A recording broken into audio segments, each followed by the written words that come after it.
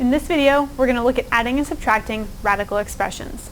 In order to add and subtract any two quantities in math, keep in mind that they have to be like terms. So the variables have to match, and then you can combine them by combining their coefficients.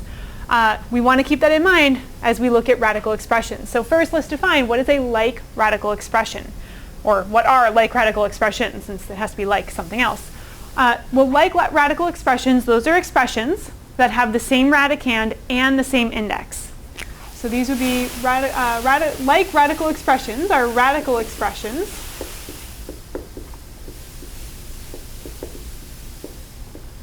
with the same radicand. Remember the radicand, that's what's underneath the radical, what's inside the radical, and the same index.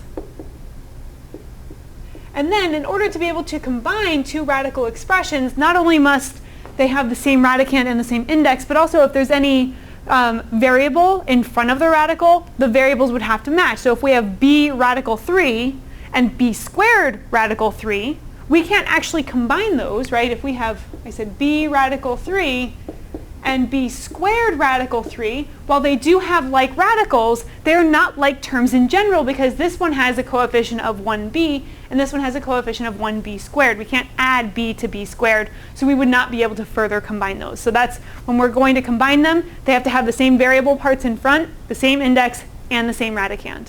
Let's take a look at some examples. Letter A, we have 3 radical 7 minus 8 radical 7. So they are like radicals. They have the same radicand of 7, and they have the same index. One's not given, so it's assumed that it's an index of 2. When we go to combine these, we combine the coefficients. So we're going to do 3 minus 8 radical 7 is -5, so it's -5 radical 7. Next in letter B, we have 5b radical A plus 3b radical A. So they are like radical expressions because they both have a radicand of A and an index of 2. And we can also combine them because we have a B and a B, so that's good. So what we're looking at is we're looking at adding 5 plus 3, and then the variable part and the radical part would be B radical A. Well, 5 plus 3 is 8, so we have 8B radical A as our final answer for letter B.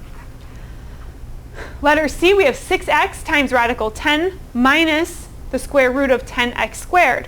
Right now they are not like radicals. What we might need to do is we might need to see if we can simplify one or both and then see if they become like radicals. The square root of 10 does not have any perfect square factors besides 1, so we can't simplify this at all.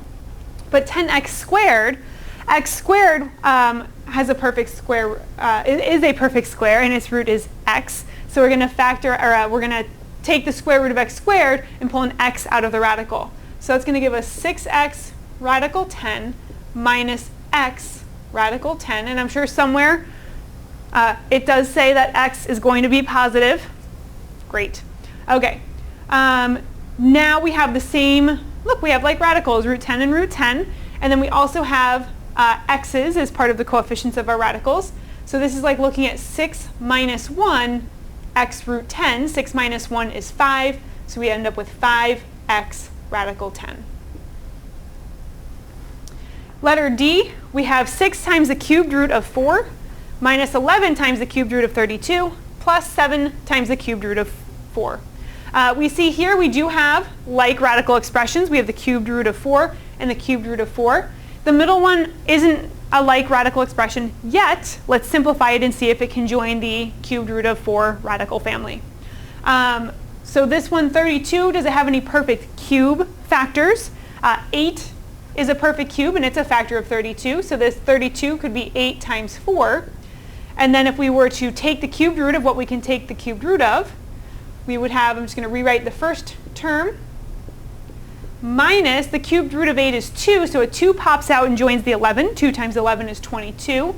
22 radical cubed root of radical 4 plus 7 times the cubed root of 4. And now we do have 3 terms that all are like radical terms. So we add the coefficients. 6 minus 22 plus 7 times the cubed root of 4. And that would be 6 minus 22 is negative 16 plus 7 is negative 9 times the cubed root of 4. That would be our final end result for letter D. Moving on to letter E here we have the fifth root of 3b plus the cubed root of 3b. So we do have the same radicand, however we do not have the same index, we cannot combine these. So this would just, we can say cannot be combined, or you could just leave it as is, cannot be combined. But because they don't have the same index, we cannot combine them. That was one of the two things we needed. We needed the same radical expression, the same radicand, and we needed the same index. Lastly, letter F, we have negative 15 times the cubed root of 81 plus 3 times the cubed root of 24. They're good with the index, they're both index 3, but they don't have the same radicand. So we do want to try to simplify one or both of them.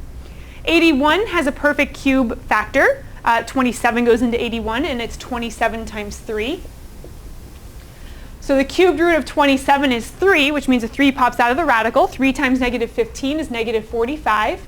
So we have negative 45 times the cubed root of, and what's left under the radical is that other 3, the other factor from 27. Then we have the 3 times the cubed root of 24. 24 has a perfect cube factor of 8, and it's 8 times 3. The cubed root of 8 is 2, so a 2 pops out. 2 joins the 3, so that becomes a 6. And we have the cubed root of 3 left under the, or as our second piece of that. We can combine these now because they do have the same radicand and the same index. Negative 45 plus 6 is negative 39 times the cubed root of radical 3. It's important to note that when the radical does have an index besides that square root, so when it's 3 or 4 or 5, you do need to keep bringing down that index. If you remove the index, you're turning into a square root, you're changing the problem, and it will be wrong.